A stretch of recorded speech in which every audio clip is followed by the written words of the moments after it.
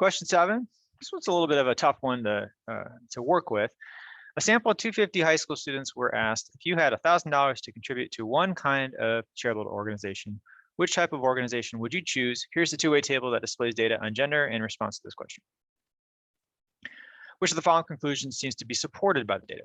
A, most of the females who chose a health organization would have chosen an environmental organization as their second choice, had they been asked.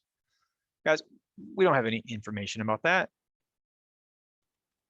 We just simply don't know that. This is only asking the question, one kind of charitable organization. So it's not going to be A. B, there is no association between gender and choice of organization. That's not true either, because if that were the case, you would see roughly equal numbers, not exactly equal, but roughly equal numbers for the males and females. So if you think about, if you add all the males together, you got 23, 29, 28, 17, 13. That's going to be 30, 58, plus 30, 58, 88, 87, plus 23, 97, 107, 110. So you got 110 males. And if you divide that by 5, you're talking about 22 apiece, which is definitely not the case. Then the same thing with the females, 19 and 33, 52, 102, plus 38, 140, I think. I could be a little bit off on that. I'm kind of doing those in my head. But anyway, the point is that these would be roughly equal, which they're not. So there is an association.